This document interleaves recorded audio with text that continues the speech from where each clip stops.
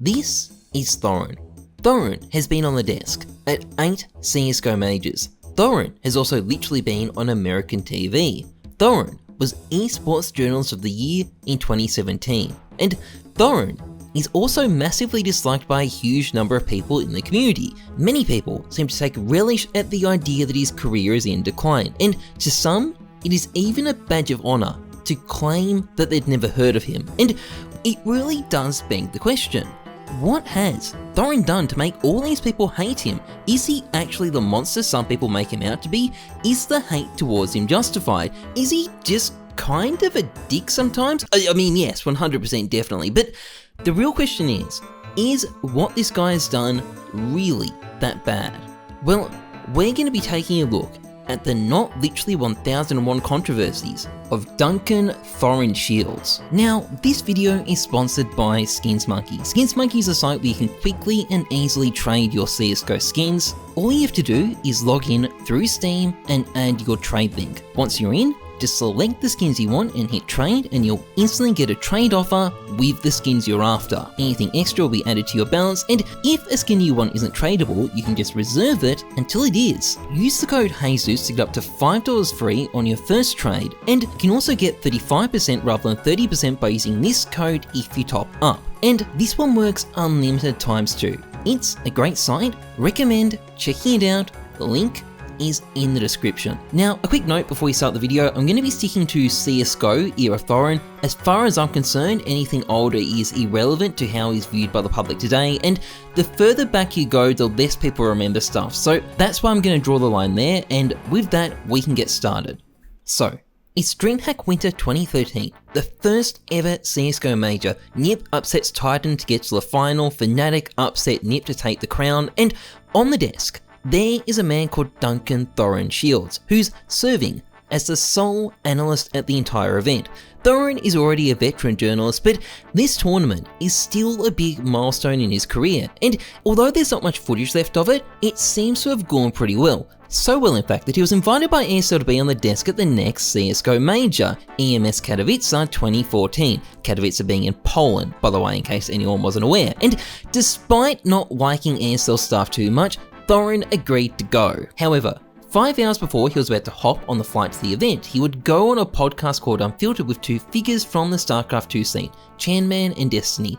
Thorin would later explain he was sleep deprived, exhausted, and in a bad mood before the show even started, and he'd also apparently been told the wrong time by Chanman. And once he had finally gotten on the stream, they began talking about the tournament, and Thorin began to give some rather infamous takes on Poland. So is it going to be packed? I mean, is it sold out? Well, it's in Poland, and I think the tickets are quite cheap, so yeah, I'm assuming it will be like totally sold out, because what the else is going on in Poland? Oh, nice, man. And they've got that existential hole of being polished to try and fill with some esports. Now, what Thorin's trying to say here is that countries that are less affluent often have much better turnout at esports events than wealthier countries, and that on its own is not necessarily a controversial take, except he obviously insulted all of Poland in the process of making it. But still, if that was all he'd said, there probably wouldn't have been a controversy. The problem is, there were a few other choice sound bites from that podcast. I don't think Poland's that bad. Wow, oh my god. Poland's one of the worst countries in Europe, bro. Poland is one of the better satellites, though, right? Of the Soviet Union. Like, they're one of the... Eastern Europe, it's one of the absolute best, yeah. But you have to realize... Yeah, that's what I mean, yeah. Put it this way, it's another place also where there's constantly news stories where, like, at their football games, they have, like, straight-up racism to, like, all black players, and, like, the whole crowd, like, chants stuff. Following this, Thorin hopped on the plane, landed in Poland, only for ESL to immediately tell him to get back on the plane because he was fired, and I don't think they even covered the ticket back.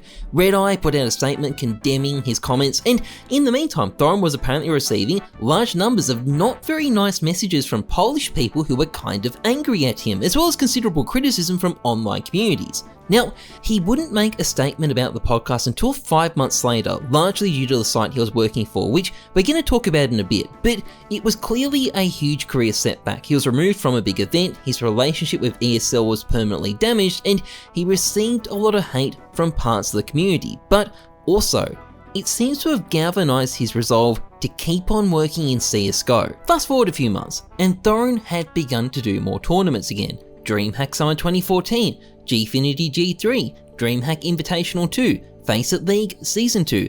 by the end of the year, they'll be becoming a monthly thing for him, and this was despite the fact that he was failing quite badly at staying out of controversy. Firstly, there was this little incident where he compared Reginald, the founder and owner of TSM, to a character from Planet of the Apes due to TSM blacklisting Thorin and his at the time employer, a site called OnGamers. He thinks he's a great man, motivational leader, again, possible father figure. See the way I talk to man up? You know, he's Caesar. If this was Planet of the Apes, he's Caesar. Wow. I had to go there, whatever. You know how I do that shit. Wow. But again, I would allow Caesar to come on and say, "Get your hands off me, you filthy dirty ape," if he said that to me, but he probably wouldn't. Now, Thorin claimed the comment was about Reginald's personality, not his appearance, but Reginald complained and he got an apology from OnGamers. Funnily enough though, Thorin and Reginald would actually patch things up years later, although since then it seems to have gotten unpatched. But the biggest news was when Thorin left OnGamers later that year. Now, although Thorin put out the usual "I wish everyone well" bullshit statement, it seems fairly likely OnGamers had deemed him a brand risk and fired him. In fact, literally the day before this happened, Thorin had blamed Destiny for some of his image problems on the Late Game podcast. Stephen, you know why I don't argue with you anymore? Because what happens when I argue with you is when you constantly move the topic, we go from talking about like what I'm going to do at this event to like me saying things that then get me like almost fired, etc. Like, I've noticed, by the way, thanks for never coming out and pointing out the context, that you provoked all of those statements. I didn't provoke anything. Do you know the reason why I mentioned the problems I thought existed in Poland, Destiny? Because you tried to conflate Poland as being exactly like Germany and the United Kingdom in terms of development, racial prejudices, and like crowds and how they are at events. Exactly. That's what you did, and you know all about Germany and the UK, mate. And although it seems like this probably was a difficult moment in his career for him, for Thorin it may have actually been a blessing in disguise, because after leaving OnGamers he began uploading more to his YouTube, and as you can see from Social Blade, his YouTube channel took off. So despite all the chaos and setbacks of 2014, it ended well for Thorin. His channel was thriving, he appeared on the desk at DreamHack Winter 2014, the 4th ever CSGO major. The year may have begun with a humiliating firing at Katowice, but it had ended with him as a rising star of the scene, and things were only just getting started. 2015 was a fantastic year for Thorin. He attended a shitload of events and he saw continued growth on YouTube, and in the process, he began to become really well known and liked for his personality. You remember there used to be a big thing online where I always would say Envious think they're the best team in the world in Inferno, but they're not, because they would keep losing these key games. And Happy would even say, like every time they'd win a big match, he'd be like, Thorin, I told you we had the best on Inferno. Thorin was not always what you'd call a nice guy. In fact, his detractors would undoubtedly call him a bully, but this caustic persona and the willingness to poke fun at other people, and also the fact that he's just kind of a funny guy a lot of the time, was what made him entertaining. And when you have the momentum, people don't mind if you're a bit of a dick. And during 2015, thanks to his large presence on YouTube and numerous tournament appearances, Thorin had this momentum. He was rude, he was politically incorrect, he pulled no punches, but a lot of people liked and respected that. However, this is probably a good spot to segue into another controversy, because it's during 2015 that Thorin started to become associated with, intentionally or not, a group called the Skeptics. I had tens of thousands of mentions from every single person in the Skeptosphere tweeting bullshit at me, and that includes the big people like Chris Raygrund, like Thorin, like Armored Skeptic, like Richard Lewis, like all these people. Now, the Skeptics were essentially a group of reactionaries who didn't like social justice warriors. Initially, they started off as a bipartisan movement, but eventually fractured along political lines before fizzling out. But in 2015, they were a force to be reckoned with, an influential and growing part of YouTube with the wind at their back. And over the next few years, Thorin would have a moderate level of involvement with the movement, culminating in interviewing Sargon of Akkad in 2017. And the reason I bring this up isn't to critique any specific thing he said during this time period. In fact, his role wasn't even that extensive, but it's simply to point out that a whole group of people on the other side, which included a lot of games journalists, rightly or wrongly, came to permanently hate his guts, and Thorin would find himself subject to a considerable amount of hate, plus a few hit pieces, as a result of this era. Not that it derailed his esports career though. In fact, at the end of 2015, he was on the desk at DreamHack Cluj-Napoca, the 7th CSGO major. However, it was shortly after this that he would have his first run-in with a group of very enthusiastic fans from a certain South American country. In November 2015, Thorin would commit the awful crime of predicting the classic Brazilian Luminosity lineup would lose several matches where they were massive underdogs. Now, as it turns out, this Luminosity lineup had a lot more punch than people were expecting, and also all three of the teams they were playing were in the beginning stages of falling apart, and they produced a spectacular string of upsets. And a lot of hate mail for Thorin. Most of them aren't even in English, mate. That's how these people are. They think I speak Portuguese. Like, How do you know it's a hate message then? because first of all, some of them are in English. Yeah, that doesn't mean the one that comes in Portuguese is Like, fucking... what are the odds that hate right message. after I predict Luminosity will lose a match, they win the match, all the ones in English are like, F you Thorin, you know nothing, die. Then the ones that are in Portuguese, you think I'm going to translate those. They might be saying, actually, I thought it was a really good pick from you, even though I'm obviously Yeah, how do you know? How do you know? How do you Because know? they're obviously not, mate. And that is not the last time we're going to be hearing about Brazil. In April 2016, Thorin would appear at yet another major, this time MLG Columbus. Makalele's mom said that he's her king. Okay, the thing is, you don't have to be a king to win. You just got to get the gamers together.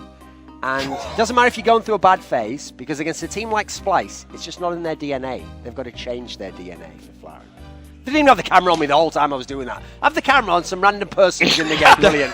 It's generally remembered as one of the best majors in CSGO history, but it also produced another controversy, specifically this Twitter exchange. Smix, who let the monkeys in the studio? Thorin, Luminosity earned their seed by placing top 8 at the last major, ? Smix, Thorin. Dude! Now, although this tweet will be brought up against Thorin for years afterwards, it was actually patched up pretty quickly. Thorin apologised to the Brazilian players, and I've never seen any evidence of a genuine beef between him and them at the time. And in any case, it definitely didn't slow down his career. Shortly afterwards, he was on the desk again at DreamHack Malmo. With Parla, he's like that guy who uses exclamation points all the time. It's like, with Parla, it's like, there's a lot of this, and when I'm talking, it's actually going to happen. But it's what came afterwards that was literally the apex of his career. Firstly, with the next CSGO major, ESL Cologne 2016 coming up, ESL would approach him and make amends over their previous disputes. As a result, Thorin would be on the desk of that major, and this almost certainly would have felt like a huge personal win for him. After being so coldly dropped by ESL back in 2014, he'd been so successful at his job that they'd ultimately been forced to come back to him. But even more than that, Thorin would pick up a spot as an analyst at E-League, the new esports circuit run by Turner and broadcast on American TV, an absolutely landmark achievement. In January 2017, he was on the desk again at the E-League Atlanta Major, his third in a row, which is an incredible accomplishment. And you might be starting to wonder, how did it go wrong for Thorin? How did we get to where we are today? Well, it seems to have had just as much to do with the things Thorin didn't do as the things that he did. Thorin didn't do as many events in 2017 as he did in 2016, and in 2018 he didn't do as many events as he'd done in 2017, and this is a trend that's continued all the way to the present. Many were still big events, but there's an obvious decrease all the way to the present day. Now, I'm not suggesting that after his victory over ESL he somehow lost motivation or anything like that. My understanding is he just wanted to do less events, which kind of makes sense when you see his 2016 schedule. But I wanted to highlight this because at the same time his public appearances were declining. Drama after drama started to show up. For example, Thorin has a long-running beef with Keemstar's favourite esports journalist, Slasher. This actually dated all the way back to OnGamers, where they'd formerly been colleagues. I'm not going to dive into the origins of the beef because I think they're both unreliable narrators on the topic, but what is clear is they both hate each other, and Slasher put in a pretty solid effort at making Thorin's life on Twitter miserable in 2018. Now, Thorin has deleted a lot of stuff from this era, but we're gonna put it back together as best we can. In April, when the Overwatch League player Dream Capsa was removed from the league due to misconduct involving a minor, Capsa was 21 and the other party 14 at the time, Thorin put out a series of tweets, some of them now deleted, lamenting the loss of his talent. Slasher would quote tweet one of these condemning Thorin's take and calling him an edgelord who retweets poll and acts like a child when called out. Thorin then reacted to this by sharing a screen of Slasher using a notorious racial profanity, only for Slasher to link another unfortunately deleted Thorin tweet. A few months later, in July, when Twitch streamer Mo received a 30-day ban for using a word typically considered to be a homophobic slur, Thorin would put out a series of tweets arguing that the word wasn't explicitly homophobic, at which point his colleague Monte Cristo also chimed in to defend Thorin's intentions and state that he's not homophobic. These tweets are now deleted, so we don't know exactly how they phrase things. Thorin has condemned homophobia at other times, and I don't think there's much love lost between him and Mo, since Mo has called him autistic on Twitter before, so I think he was arguing in good faith here, although arguing in good faith doesn't automatically make your argument good. And Slasher definitely did not think it was good. He responded by saying this makes you sound like an immature child edgelord who has nothing else to say, and that it made all of esports look bad. But the biggest drama came 1 month later, when infamous shouty person Alex Jones was wiped off almost every major social media platform. Now, in reaction to this, Thorin tweeted out, "Alex Jones is a G and always has been. If you're one of those people who thinks they have to say, yeah, but he got this thing wrong, so I can't just believe everything he says, then here's a newsflash for you. That's how you should approach literally everyone." Followed by him declaring, "Do your own research and think for yourself, or forever be a puppet." Now, it may not shock you to hear that these takes were not particularly popular. They even managed to get some media coverage, and Slasher in particular declared it Thorin's worst take ever and claimed Thorin was harming the entire ecosystem. Thorin would respond by doubling down, claiming Alex Jones had done a lot of great work backed up by tight research, although he also acknowledged that maybe possibly Jones got the Sandy Hook stuff wrong. Admittedly, this stuff was only a small speck on the radar when it came to the greater Alex Jones drama, and things would quieten down quite a bit afterwards. Now, notoriously, Thorin did snap at Fallen in early 2019, Reddit had a field day of that one, and there was a bit of commotion about Starladder lowballing some talent, including Thorin, around the Berlin Major in 2019. But after a call-out, the organiser would change tune and actually invite Thorin on for his 7th major ever, which is a pretty impressive achievement. Now, beginning in 2020, Thorin became the creative director of the ill-fated Flashpoint League. Now, this immediately went disastrously wrong when all the good teams went to ESL instead. Thorin would call out Astralis for allegedly double dealing with Flashpoint during the negotiation process. This then got the CEO of Astralis, Nikolai Nyholm, so worked up that he went to Twitter to label Thorin unstable and deeply troubled, comments which got quite a lot of coverage in the media. And on top of this, Thorin would also passive-aggressively talk shit about ESL on Twitter for months on end. In June 2020, Thorin would get into a widely publicised Twitter fight with Device, at the time the star player on Astralis, after Device told people to adjust their expectations, which, by the way, he meant decrease expectations there. Anyway though, Thorin called Device narcissistic, and Device responded by saying Thorin was just trying to be edgy to stay relevant. Thorin then replied by saying, "Go call your girlfriend if you want to rage out about losing the game," followed by further fun exchanges in the replies. In September 2020, Nico would make a tweet suggesting Thorin didn't have the right to talk to him. Thorin had indeed been quite critical of Nico's performance in FaZe, but arguably Nico had underperformed. Thorin responded by telling him that he owed him money from a hotel in Atlanta, which I assume is true because Nico literally replied, "DM me your PayPal." Now, Thorin responded to this by saying that Nico should donate it to a charity instead, which Nico did, which resolved that. I'm kidding. Thorin kept on talking shit because it wasn't specifically a Bosnian charity. In February 2021, Thorin would leave Flashpoint, and I think the title says everything. He's not wrong about it either, although this didn't see him immediately return to other events. In fact, he would only do one other big event from this point onwards. In April 2021, a drama flared up between 3Clicks and Thorin and Richard Lewis. This drama revolved around a video 3Clicks had done on Henry G's ill-fated Cloud9 lineup based on an interview he'd done with Henry. Thorin and Richard Lewis had in turn commented on it during an episode of By the Numbers, and this commentary was definitely a bit caustic. 3Clicks Philip is a guy who, like, all of his content is positive in nature, even when it's critical. F*** off, no one's that nice, you mad.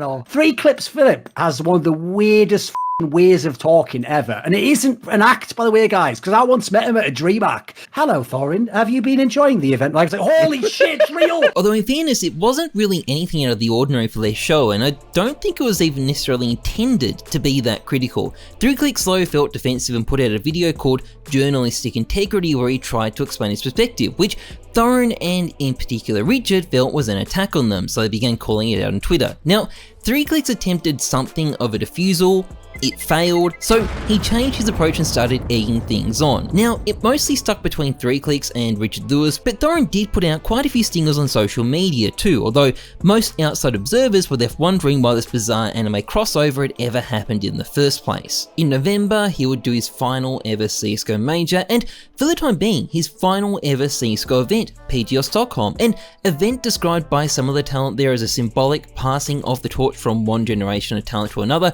a fitting conclusion to an incredibly successful career, except of course, this event would not be the end of Thorin's time in the spotlight, not even close.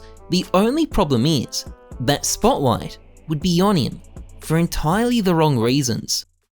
In December 2021, ESL would announce a female-only CSGO circuit with a prize pool of $500,000 as part of a broader initiative targeting toxicity called GG for All. And even if the idea of beating toxicity is some kind of ridiculous fantasy, it was a heavy investment into CSGO's small and sometimes derided female competitive scene. Now, ESL would not be expecting a financial return from this. It's a long-term investment in their brand, not a short-term money-making scheme. And while it may or may not be a good use of ESL's resources and may or may not prove to be a particularly successful project, what was guaranteed from the moment it was announced was that it was going to produce a bunch of ridiculous reactions from cringy contrarians on everyone's favourite social media site. And this is exactly what happened when Semler decided to give some hot takes, like labelling the entire thing discrimination and toxicity, asking why there's no male-only CSGO tournaments, then claiming that this league might actually hold women back from competing with men in high-level CSGO, which would be a great argument if there actually were any women doing that in the first place. It's like if you had a book titled Generic MRA Responses or something. I feel like I've heard all of these before. Anyway, these tweets were met with a fair bit of mockery and a few ratios as people began to make fun of his desperate reach at victimhood. And look, some of the responses just weren't that nice in general either. So Thorin decided to weigh in on the situation by giving his own balanced takes, and by balanced takes, I mean vicious insults. Naturally, this then led to the drama further spiraling out of control, and try as he might, Thorin was outgunned too, and with female gamers closing in on all sides, he would proceed to make a particularly infamous Twitter chain, a Twitter chain where he would declare, "I am esports." Now, this tweet went down about as well as a Nickelback album with music critics. Tell you what, you do that cute thing where you tell me to get out of the industry I built and still rests on my shoulders. I am esports. Be gone, peon. Hey, what is he talking about? And there were plenty of opportunistic journalists happy to write articles about it too, and it's safe to say this wasn't exactly a winning tweet for Thorin. Even he seems to think it's cringe though, given he brings it up in a self-deprecating manner now, but I can't end this section without mentioning two things. Firstly, Thorin has done really good long-form content on women's CS before, and if he'd done that again in response to a similar situation rather than getting mired in Twitter drama, I think this may have been a very different story. Twitter is hell on earth after all. And secondly, a month after all this happened, ESL was bought out by the Saudis.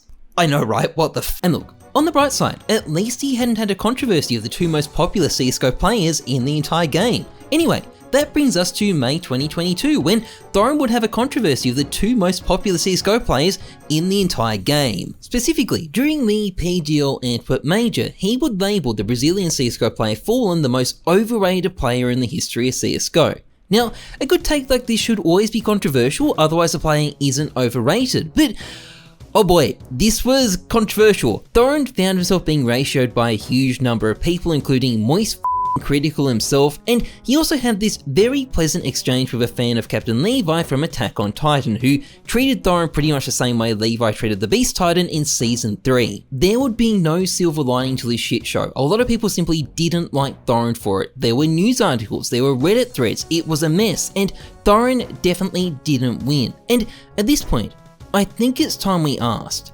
what happened to Thorin's career? How has this star analyst turned into such a widely disliked guy? Well, let's talk about it. Thorin's career is definitely in decline. The views on his YouTube are a fraction of what they once were, he's losing Twitter followers, and yes, sometimes numbers aren't everything, but when you're down this bad, you've had a downfall. But I don't think it's for the reasons people might think. I am sure there's stuff Thorin said in this video that most people won't have liked, but looking at it objectively, I still think the worst stuff he's done has been during the early stages of his career, not the end of it. And none of that stuff derailed him, he bounced back or powered right through the setbacks every single time. So what's bringing him down now? Well, look at his Twitter follower chart. See that one little spike? That's from PGL Stockholm, the last event he did. And it's hard for me to escape the conclusion that the main reason Thorin's public status has declined is because he stopped doing events, and although it seems like he chose to stop doing events, it still had its consequences. Thorin is the villain. That's the role he's played his entire career. He played it at the start and he still plays it now. He's the one who's willing to say things that are rude. He's willing to shit talk. He's willing to say unpopular things. But the problem is, that only works when you're on top. It doesn't work when your career is in decline. When your career is in decline, you just come off as bitter and petty and desperately trying to hold onto your relevancy, even if you're the same person you always have been. Thorin hasn't changed. And that's kind of the point, he hasn't, the world around him has, but he's still the same person he was 5 years ago, and I'm not sure if holding on is really doing him any favors at this point.